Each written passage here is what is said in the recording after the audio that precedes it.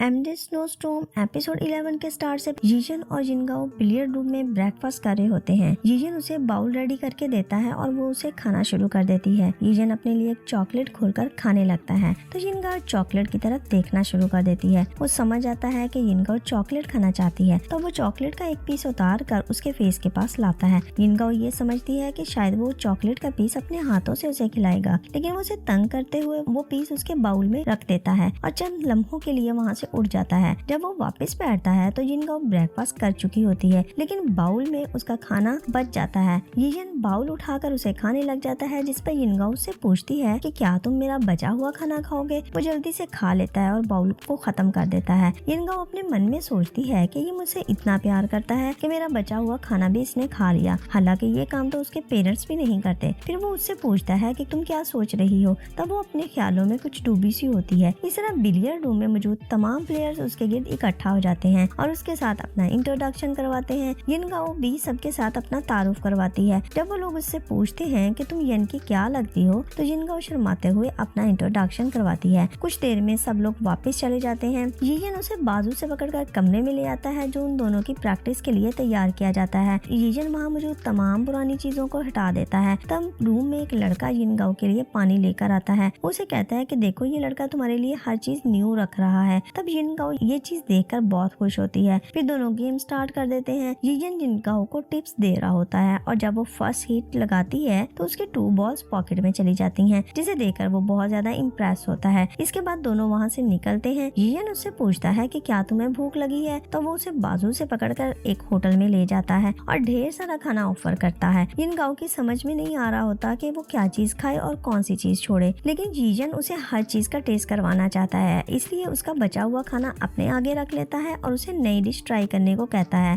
फिर वो उसे बताता है कि उसे एक इंटरव्यू के लिए जाना है और कुछ देर इसे वेट करना पड़ेगा। तब जिनगाओ कहती है कि वो इसी जगह को देखना चाहती है, इधर ही उसका वेट कर लेगी, लेकिन जिनगाओ उसे कहता है कि मैं तुम्हें एक जगह लेकर जाना चाहता हूँ, वहीं पे तुम मेरा वेट करना। फिर वो उसे एक होटल में ले जाता है और उसे बताता है कि मेरा रूम इस कदर छोटा था कि तुम रात में कंफर्टेबल फील नहीं कर रही थी, इसलिए तुम्हें यहाँ स्टे करना पड़ेगा। मैं कुछ देर में इंटरव्यू देकर आता हूँ। फिर जिनगाओ उसे पीछे से मैसेज करती है और कहती है कि तुम मुझ पर इतना पैसा और टाइम वेस्ट नहीं करो, इस तरह मुझे गिल्टी फील होता है। उसे कहती है कि मेरे पास इतना पैसा है कि मैं अपने एक्सपेंसेस उठा सकती हूँ। तब वो उसे अपने अकाउंट की डिटेल भेज देती है, जिस पर यीजन हंसने लग जाता है। इसके कुछ देर बाद जिनगाओ रेस्ट करती है। यीजन अपने दिए गए टाइम 7 o'clock पर डोर नॉक कर देता है, जिस पर वो डोर ओपन करके पूछती है कि तुम इतनी जल्दी कैसे आ गए। तब वो उसे कहता है कि तुम अपनी घड़ी चेक करो, जो टाइम मैंने तुम्हें दिया था मैं उसी वक्त पहुंचा हूँ। फिर वो रूम के अंदर आ जाता है और उसे बताता है कि जब वो उसे होटल छोड़कर गया था उसे तब से ये सब अच्छा नहीं लग रहा था। यीजन कहता है कि मैं सारा वक्त तुम्हारे साथ बिताना चाहता हूँ। फिर वो उसका हाथ पकड़ लेता है। नेक्स्ट हम देखते हैं कि जिनगाओ यीजन की गोद में बैठी होती है और वो दोनों बहुत रोमांटिक मूड में बातें करते हैं। तब वो उससे पूछता है कि क्या कभी तुम्हारा कोई बॉयफ्रेंड रहा है। जिनगाओ बताती है कि उसके भाई मिनशा दोंग के बहुत से फ्रेंड उसके गर्लफ्रेंड बनाना चाहते थे, लेकिन मिनशा दोंग के डर की वजह से कभी किसी ने हिम्मत नहीं की। तब यीजन के दिल में मिनशा दोंग के लिए थैंक्स की फीलिंग आती है। फिर वो उसके गले लगते हुए कहती है कि तुमने मुझे जल्दी उठा दिया, मुझे तो बहुत नींद आ रही है। यीजन उसे अपने बाजू में उठाकर बेड पर लटा देता है। तब उसे यन के गले में चेन नजर आती है, जिसके लिए वो उससे पूछने लग जाती है कि तुमने ये कंपास वाली चेन क्यों पहनी हुई है। यीजन बताता है कि वो एक दफा गुम हो गया था, तब उसे रास्तों की समझ नहीं आ रही थी। इस वक्त फिर उसने ये चेन डायरेक्शन फाइंड आउट करने के लिए खरीदी।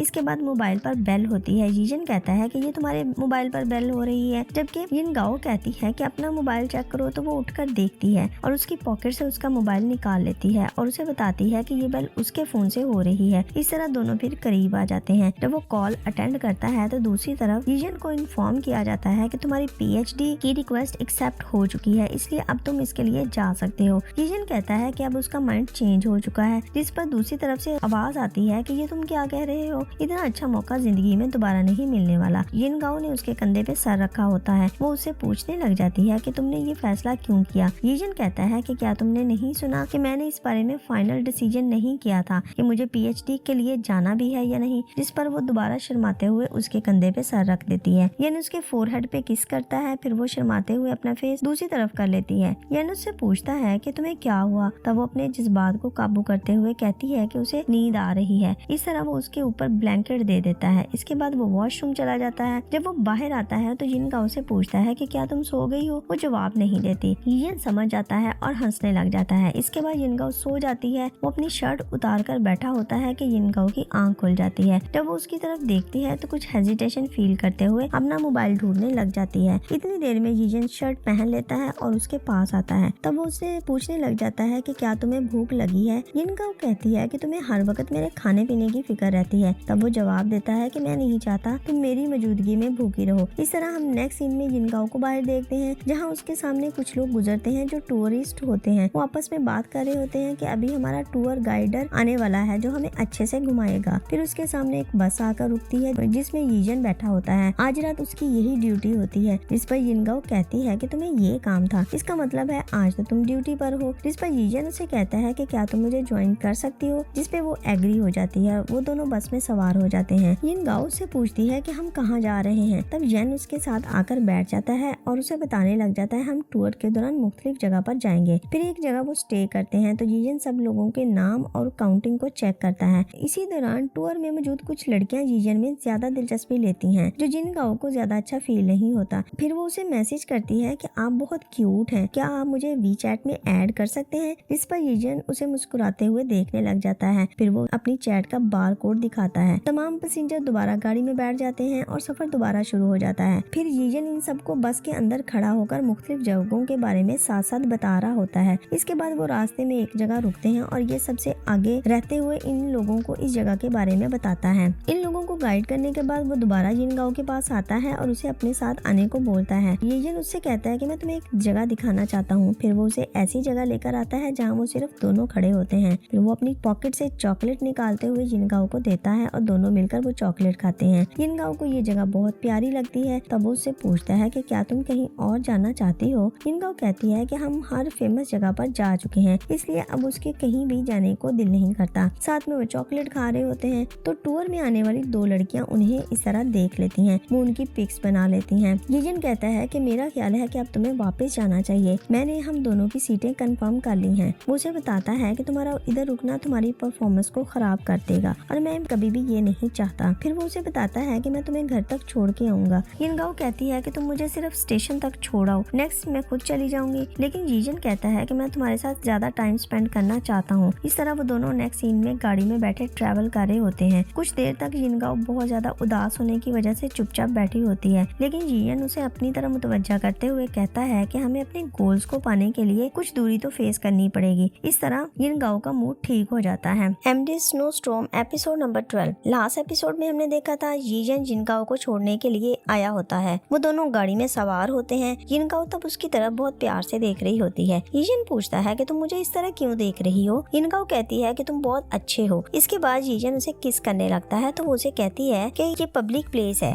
यहाँ पर इस तरह का एक्ट करना बुरी बात है, सब लोग हमें देख रहे हैं। इसके बाद वो बुक निकालती है और पढ़ना शुरू कर देती है। फिर वो उससे पूछती है कि क्या तुम मुझे मिस करोगे। यिजन कहता है कि तुम्हें क्या लगता है कि मैं तुम्हें मिस नहीं करूंगा। तब स्टेशन आ जाता है, दोनों गाड़ी से उतर जाते हैं। जिनगाओ कहती है कि हमने इतनी बातें कर ली हैं, लेकिन तुमने मुझे अपनी बर्थडे के बारे में नहीं बताया कि वो कब होती है। यिजन कहता है कि उसकी बर्थडे 12 फेब को थी, जो कि गुजर चुकी है। जिनगाओ को इस बात पे बहुत दुख होता है। फिर वो कहती है कि मैं चाहती थी कि तुम्हारी बर्थडे को सेलिब्रेट करें। यिजन कहता है कि बिल्कुल हमने सेलिब्रेट किया था, हमने उस दिन होटल में लंच किया था। जिनगाओ कहती है लेकिन मुझे तो नहीं पता था ना कि तुम्हारी बर्थडे है, तो मैं तुम्हें विश ही नहीं कर पाई। वो कहता है कोई बात नहीं, इस वक्त हम ज्यादा क्लोज नहीं थे, इसलिए मैंने भी तुम्हें बताना मुनासिब नहीं समझा कि तुम क्या सोचोगी कि ये खुद ही अपनी बर्थडे के बारे में बता रहा है। इसके बाद अनाउंसमेंट होती है और गाड़ी जाने के लिए तैयार हो जाती है। वो उसे कहता है कि तुम अपना ख्याल रखना। जब वो जाने लगता है तो जिनगाओ दोबारा उसे पकड़ लेती है और उसे हक करते हुए कहती है कि मुझे पहुंचकर मैसेज कर देना। इतनी देर में जिनगाओ की टैक्सी आ जाती है। यिजन उसे टैक्सी में बिठाने के लिए साथ जाता है। अब जब वो गाड़ी में बैठ जाती है तो गाड़ी की विंडो में से येन को आवाज देकर बुलाती है। फिर उसकी किस करते हुए उसे गुड बाय बोलती है और साथ में कहती है कि पहुंचकर मुझे मैसेज कर देना। तब दोनों अपनी अपनी मंजिल की तरफ चल पड़ते हैं, लेकिन यिजन की गाड़ी जिनगाओ की वजह से चली जाती है और वो फिर उधर ही रह जाता है। यिजन फिर बिलियर्ड रूम पहुंचता है तो वहाँ सुनजाओ मौजूद होता है। वो उसे कहता है कि आज रात मुझे अपनी वाइफ के साथ एनिवर्सरी सेलिब्रेट करने के लिए जाना है, क्या तुम आज इधर रुक सकते हो। येन कहता है कि ठीक है, मैं इधर रुक जाता हूँ, तुम बेफिक्र होकर जाओ। येन उसे बताता है कि पहले वो वापस जाना चाहता था लेकिन वो जा नहीं पाया, इसलिए आज रात वो बिलियर्ड रूम में रुक सकता है। फिर सुनजाओ उसे बताता है कि तुम्हें पता है ना, गेम के तमाम प्लेयर इसी सिटी में रुके हुए हैं और उन्होंने तुम्हें गेम को देखने के लिए इनवाइट भी किया है। उन्होंने मुझ तक ये पैगाम पहुंचाया था कि मैं तुम्हें दे दूं। मैं जानता हूँ कि तुम्हें लाइव गेम देखना ज्यादा अच्छा नहीं लगता, आगे तुम्हारी मर्जी है। फिर जिनगाओ का मैसेज यीजन के नंबर पे आता है। वो कहती है कि क्या तुम मेरा मैच देखने के लिए आओगे? यीजन कोई जवाब नहीं देता। फिर वो कहती है कि अगर हम अपनी चैट देखें तो ऐसा लगता है कि जैसे मैं तुम्हें चेस कर रही हूँ, ना कि तुम मुझे। ये मैसेज पढ़कर वो उसे वीडियो कॉल करने लग जाता है, लेकिन सिग्नल वीक होने की वजह से उनकी आवाज एक दूसरे तक नहीं पहुँच पाती। फिर वो बिल्डिंग से बाहर आकर कॉल दोबारा करता है, लेकिन कॉल के दौरान ही यन की तबीयत अपसेट होती है तो वो कॉल बंद कर देता है। इधर जिनगाओ की फ्रेंड उसे पूछती है कि क्या तुम्हारा बॉयफ्रेंड मैच देखने के लिए आएगा? जिनगाओ कहती है कि मुझे अभी इस बारे में कुछ नहीं मालूम, क्योंकि वो अपनी क्लासेस के लिए बहुत ज्यादा बिजी है। इसके बाद हम देखते हैं कि यन अपने बिलियर्ड रूम में खेल रहा होता है और अपने पास के बारे में याद करता है। जब वो छोटा था तो उसके कोच मिस्टर ही उसे डांट रहे थे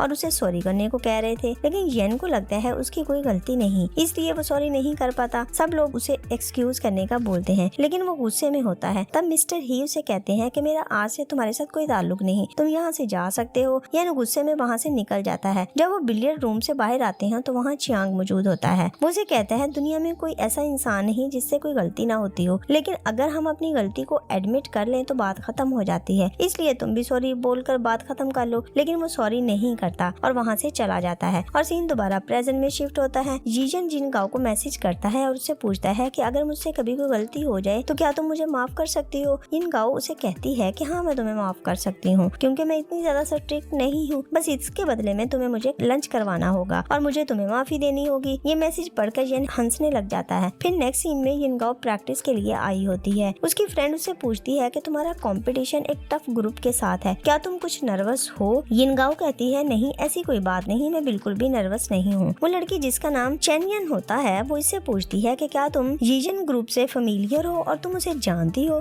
जिनगाओ बताती है कि हाँ, उसने अपना मास्टर अभी कंप्लीट किया है और अब वो पीएचडी प्रोग्राम के लिए जा रहा है क्योंकि उसका एडमिशन हो चुका है। तो वो लड़की बहुत ज्यादा खुश होती है और इसकी खुशी को देखकर जिनगाओ यन को मैसेज करके बताती है कि चेनयन नामी लड़की तुम्हारे बारे में ऐसे रिएक्ट कर रही थी, क्या तुम उसे जानते हो? तब यन उसे कहता है कि तुम अभी तक प्रैक्टिस कर रही हो, तुम्हें रेस्ट करनी चाहिए। इसके बाद फौरन वो विवेक को कॉल करके कहता है कि तुम अभी के अभी बिलियर्ड रूम में जाओ, क्योंकि वहाँ पर चेनयन मौजूद है, कहीं वो जिनगाओ को कोई ऐसी वैसी बात ना कर दे, क्योंकि वो उसको चेज करती थी। विवेक कहता है कि मैं इस वक्त तुम्हारी गर्लफ्रेंड के पास जाऊँ कुछ ऑकवर्ड लगता है, लेकिन अगर तुम कहते हो तो मैं चला जाता हूँ। फिर वो जैसे ही बिलियर्ड रूम पहुँचता है तो वो चेनयन से हेलो हाय करता है। तब वो जिनगाओ को साबित करता है कि उसने उसे अभी देखा है। फिर वो चेनयन का जिनगाओ के साथ इंट्रोडक्शन करवाता है और बताता है कि जिनगाओ यीजन की गर्लफ्रेंड है। ये सुनकर चेनयन को ज्यादा खुशी नहीं होती और वो वहाँ से चली जाती है। फिर वो जिनगाओ के पास आता है और उसे बताता है कि ये लड़की चेन को चेज किया करती थी, क्योंकि वो इतना गुड लुकिंग और इतना हैंडसम है कि बहुत सी लड़कियां उसको चेज करना चाहती थी। फिर वो उसे कहता है कि तुम वाहिद लड़की हो जिसे चेनयन ने चेज किया है, क्योंकि तुम हो ही इतनी प्यारी कि उसका तुम पे दिल आ गया। ये बात सुनकर जिनगाओ हंसने लग जाती है। फिर वो उसे कहता है कि चलो खाने के लिए चलते हैं। दूसरी तरफ यीजन को वो मैसेज करके बता देता है कि हालात को मैंने काबू कर लिया है, अब जिनगाओ कभी कोई बात नहीं सोचेगी, जिस पर यीजन खुश हो जाता है। फिर नेक्स्ट हम कंपटीशन स्टार्ट होने का सीन देखते हैं और जिनगाओ का मैच चल रहा होता है और वो काफी अच्छे से खेल रही होती है। यन अपने बिलियर्ड रूम में बैठा उसका मैच लाइव देख रहा होता है। इस दौरान उसके पास सुनजाओ आ जाता है तो वो फौरन अपने मोबाइल में बैग चला जाता है। तब सुनजाओ से कहता है कि जिनगाओ ने बहुत से कंसेक्टिव मैचेस जीत लिए हैं, क्या तुमने उसे मुबारकबाद दी है? जिस पर वो कहता है कि मुझे उसे मुबारकबाद देने की जरूरत नहीं, लेकिन सुनजाओ सोचता है कि कभी ऐसे मुमकिन नहीं कि